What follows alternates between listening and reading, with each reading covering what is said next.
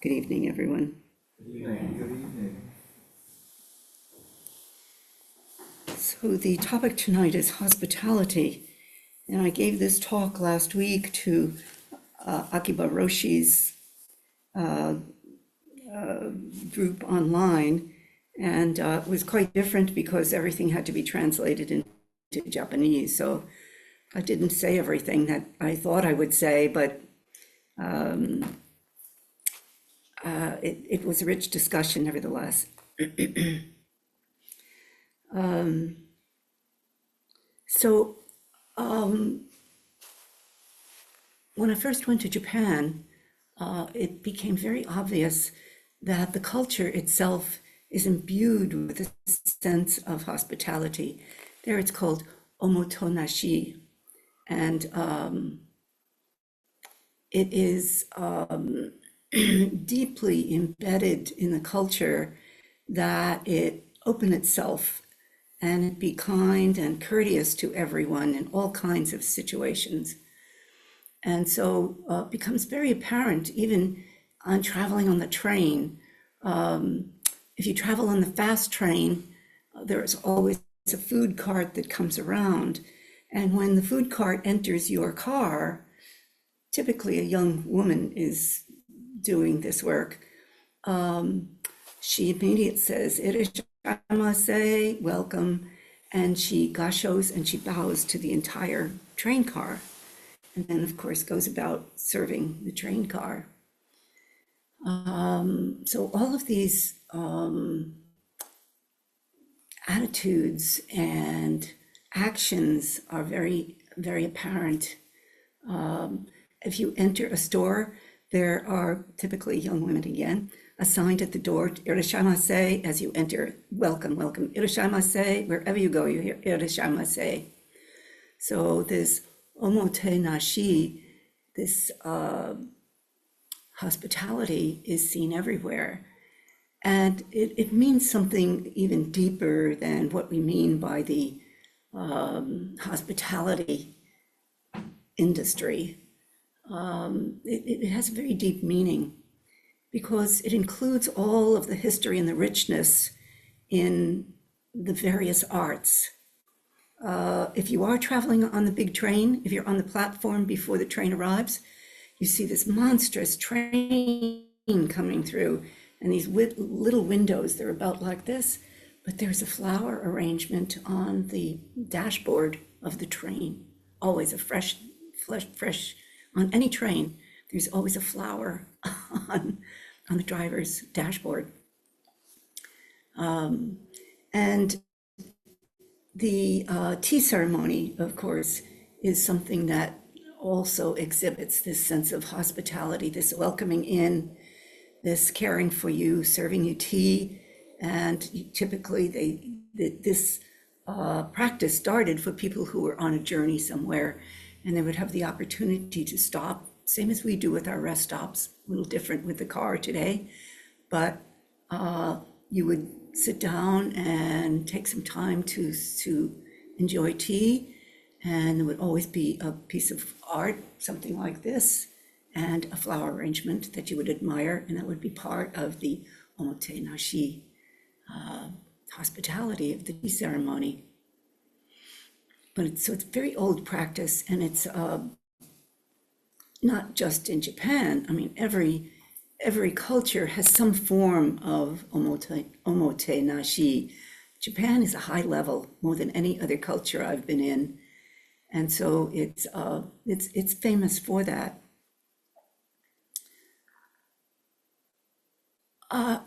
And I just want to take a little aside about our own culture at the moment. I think that perhaps we are feeling a little bit bereft at the moment because the virtues of generosity and resourcefulness, which are very deep in the American culture, are no longer visible to us. Our virtue of generosity to the world in feeding the poor children around the world, in caring for the health of various countries around the world is no longer there. And even tonight, we learned that we will no longer be, not will we be just cutting back on this, but we are closing down any research in diabetes, in heart research, in various other diseases. It's just being closed down. So this sense of openness and care that we would receive in this country from our government is closing down. It's just closing. And so this sense that we might have of hospitality to our own citizens is just not there. And I think it's a sense of deep grief that we are feeling of the disappearance of that that research for the future. But I will go on from there with the open doors that came to me in Japan. The door was open to me to be able to teach at the university, and within that there were all kinds of doors that opened in this care of the faculty and so forth. And then the door opened to me at Entsuji, and Niho Roshi immediately welcomed me in, gave me a place to sleep, and cared for me as though I were family. The door opened to me at Shoboji Temple, where I was able to do my training and deepen practice. And the door opened to me for Dharma transmission, which I received in the very room where Ryokan-san had practiced. I don't think any Japanese had ever been in that room. And so it was very unusual for this to happen, this particular ceremony to take place in such a sacred room at Entsuji. So these doors kept opening and deepening, and with that, also Tokunaga Sensei opened the door to me for Shodo training, brush painting, calligraphy training. But with all of those came the understanding of the history with it. Not just here's some ink and here's a brush, but she required also that I understand the history of brushes, how they were made, how ink was made, and how paper was made, and what the history of all those were. And she took me to an ink factory, because she said, you must know, if you're going to paint, you need to know how ink is made. So we went to an ink factory. And when I saw how ink was made, I just fell over sobbing, because there's this room where the soot is captured. There's a core into a bottle of oil, and it burns, and then there's a cap over it, and soot collects on the cap. And every half hour or so, they come and they sweep all of the soot off of that into a dish of some kind. And then they take it down below into the room where they actually make the ink, the ink pieces, the ink bars. And I fell over sobbing, because the men looked down into the work they were doing, and they were wearing something like a diaper. That's all they had on,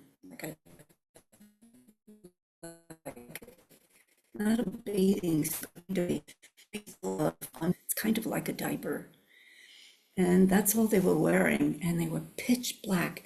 They were as black as those cushions from head to toe in making that ink. And I fell over sobbing, because they were giving their bodies and their lives so that I could have a stick of ink to be able to paint. And it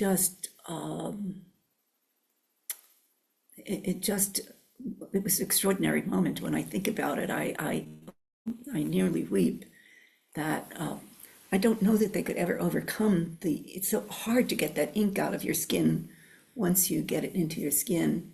And they were working in it all day and giving their lives to that. And much of that is family secrets, by the way, that families own the secrets of making these things. The same with paper and the same with brushes. And so they carry an extraordinary history and a tradition that you learn as you go. So all of these were part of that hospitality, omotenashi, of the understanding of the richness of the culture that has been developed over thousands of years.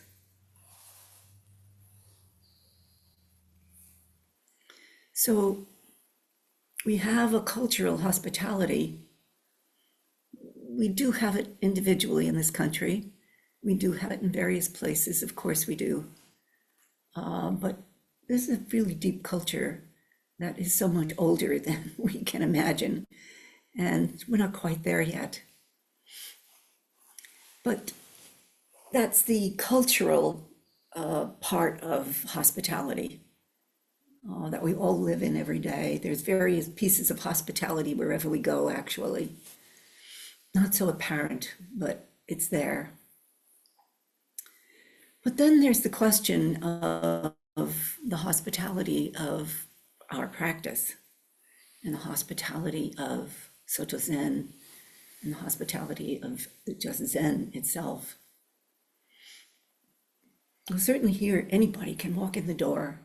Every single person is welcome here. We don't ask who you are. We don't ask anything. We receive whoever walks in the door. And when the Buddha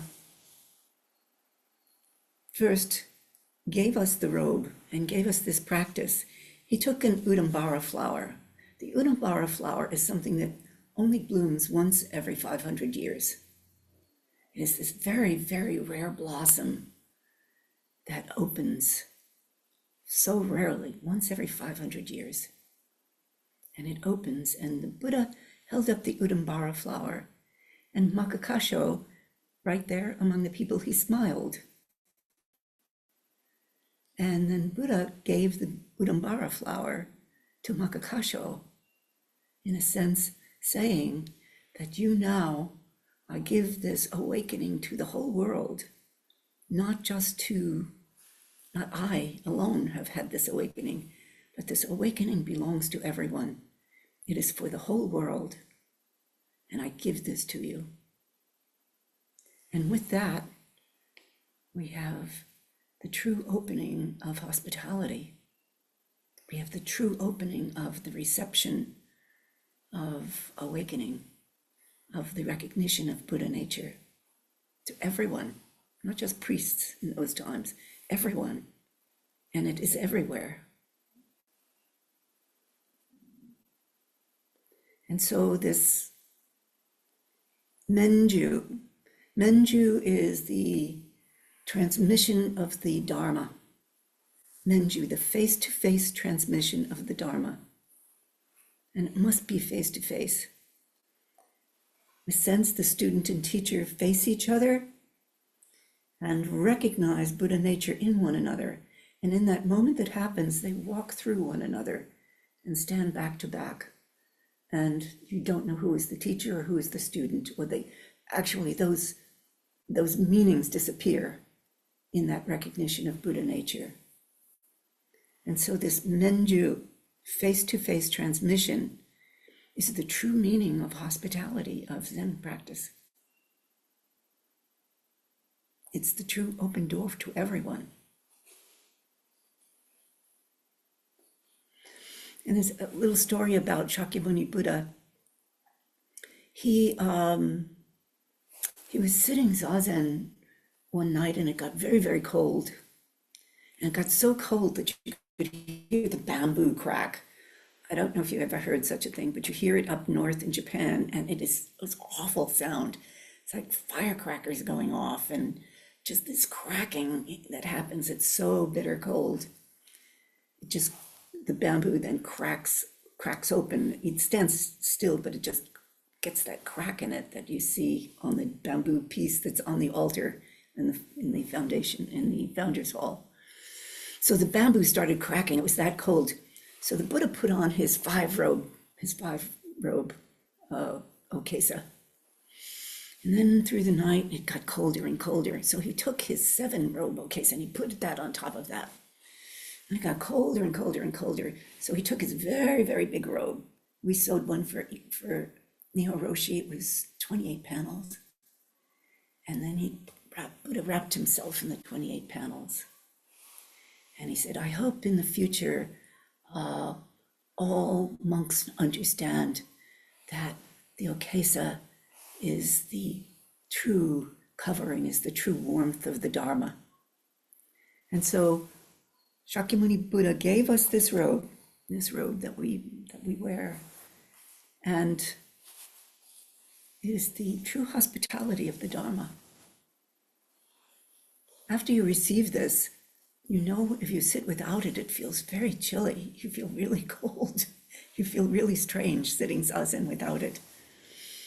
So it is the giving of the okesa, the wrapping of the okesa around us, that is the true hospitality of care.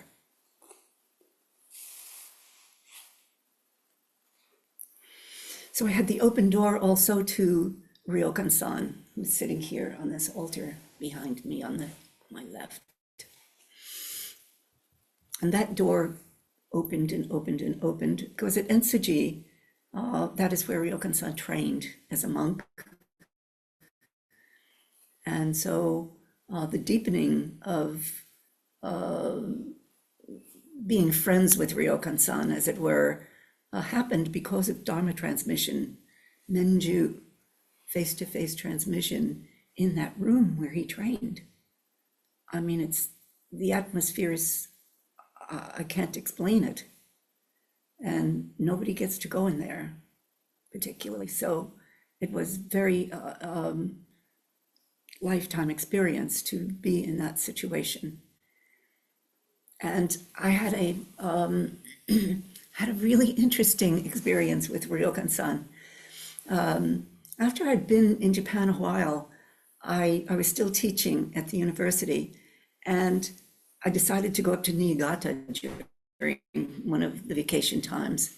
And I took myself up to Niigata and found my way on this little local train to go out to Bunsui and the little towns it's called Ryokan country. And it was early morning because there aren't that many trains that go out there. So I had to get a train when the kids were going to school, and the train was loaded. The kids were all standing and yelling, and it was so noisy and so forth. And as we were going along, it started pouring rain. I had no hat with me. I just had a little jacket, and I wondered how I was going to make it up that mountain and so forth and so on. So we came to one of the stops, and all of the kids got out because the high school and the grade school were right there. I was the only one left on the train going to the next town. And all of a sudden there was an umbrella there. It was very nice. And it wasn't just any umbrella. It was a beautiful, almost golf-size umbrella. Beautiful, almost new. And it was though Ryokan-san, I felt, I was making this up in my mind, but I couldn't help feeling that this sense of hospitality was there for me in a kind of a magic moment in which the umbrella, and it protected me as I climbed the mountain, because it's quite a climb up to up Mount Kugami to get to Gogawan, where Ryokan-san had lived, to see where he had lived. It was very lovely. That's all I could say. It was truly truly extending hospitality in that moment of need, because these little towns don't have anything where you can buy very much. On the way back, of course, I left the umbrella on the train right where I had found it. And but never quite forgot that moment with Ryokan-san, and that sense of hospitality, once again, of care, that in these magical moments, something appears, and we all have them. Wherever we go, we all have them in some way or other. Somebody shows up, maybe you get a flat tire somewhere, somebody shows up to help you. The hospitality of the Bodhisattva comes forward. So these moments of face-to-face recognition of the Buddha, of Buddha nature in one another, is the deepest part of our practice. It's the deepest thing that can happen for us, is that recognition of awakening. Maybe a kensho moment, maybe somebody has a kensho, and then looking straight into the teacher's eyes, that recognition of awakening has happened.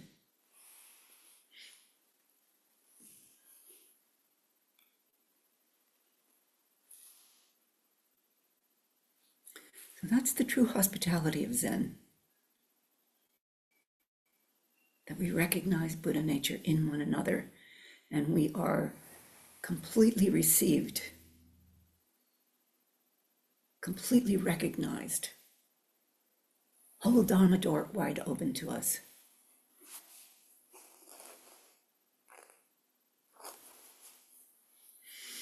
I'm going to take a moment to look at my notes because I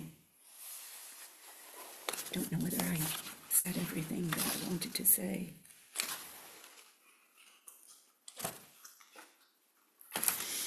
I will say that when I did go up the mountain with that umbrella, I came back down the mountain and there's a tea shop halfway down. Do you remember, Fletcher, where we had tea after going? There's a telephone there. And I telephoned for a taxi to pick me up to get back to the train station because I was worried that I'd get the train. There were only a few trains back, and it was 2:30 or 3:30, and I thought I would get back on the 2:30. Taxi driver picked me up and she said, "Are you okay to go to the next one?" She said, "I'd like to take you someplace." And I said, "Well, sure, I'll get the later train." She says, "I'll make sure you get there, don't worry." So she took me to the Kimura house. And the Kimura house is where Ryokan-san lived, in a little tiny tea house after he was too old to live up on the mountain. He could no longer go up and down the mountain. And then he left the Otoko shrine. He could not stay there any longer either. It was just too hard. So he was given this place to stay. And it wasn't any bigger than this much from there to that cushion, and to here, enough to sleep, about 3 tatami. And it was where he died. And I sobbed because I realized that that was where he had died. And I was so glad to have had that opportunity to be there, because it was closed down when we got there, when we took the trip. They took it down. It was a very, very old building, of course, couple of hundred years old. But it was right on that spot. And so I was sad that it was gone, because it marked where Ryokan-san died. But once again, that door, the taxi driver had opened the door for me to experience that. And then we went inside the Kimura house, and these are the family that have all of the artifacts of Ryokan-san. Many of them have now been given to a museum, but they had so many of the artifacts that they showed me, and they put in my hand a ball that Teishin had made for Ryokan-san with her own hands. And I held that in my hand. And that kind of hospitality was so incredible, that I was so lucky to have these experiences. So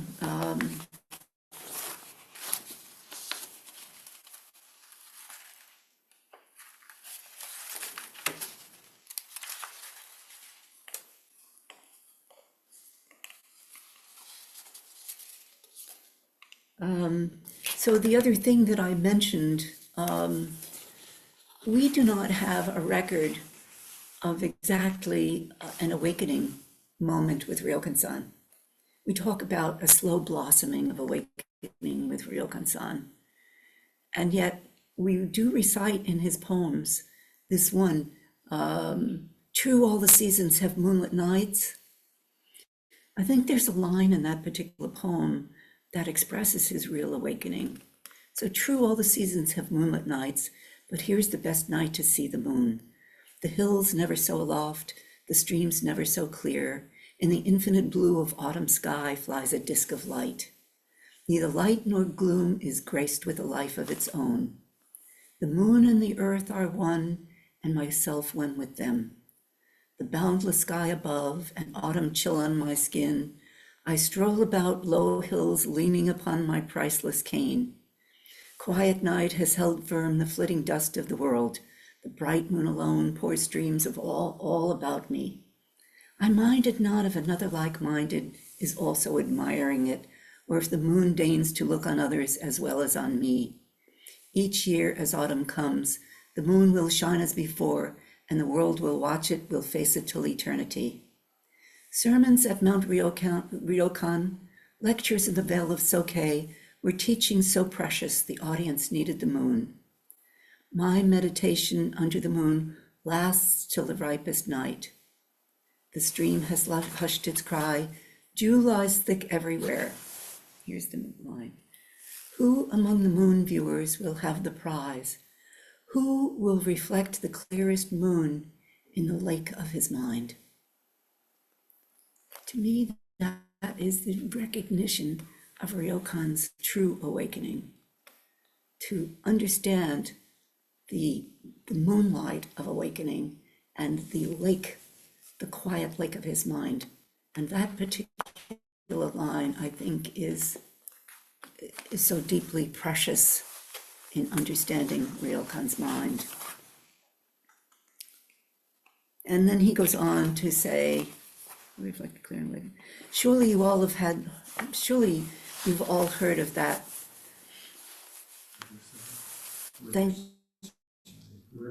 Riverside long ago, when Fugan alone, the rest yet lagging, ran beyond the flesh, and of Yakyo whom moon inspired, cracked a laugh on hilltop. Their reputations rose high when the feats were reported, but over 1,000 years between now and then. People have watched for naught the vicissitudes of the moon. I am nonetheless swayed in my thoughts by the ancients. Tonight I keep a bright vigil, my robes soaked in tears. So when he's talking about the Vale of Sōtō, he is talking about Bodhidharma, and he's talking about the great ancients with their awakening, with the light of their awakening shining till this very moment today, our sitting here today. If it were not for that, we wouldn't receive it. If it were not for our awakening and recognition of awakening, we would not have Zen practice.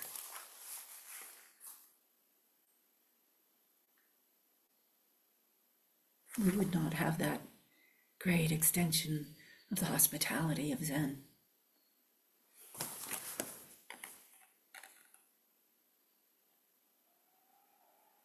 So we have these rare examples of teachers who have come and held that light for us. And we are lucky that it has shined brightly enough to come to this century that we are in.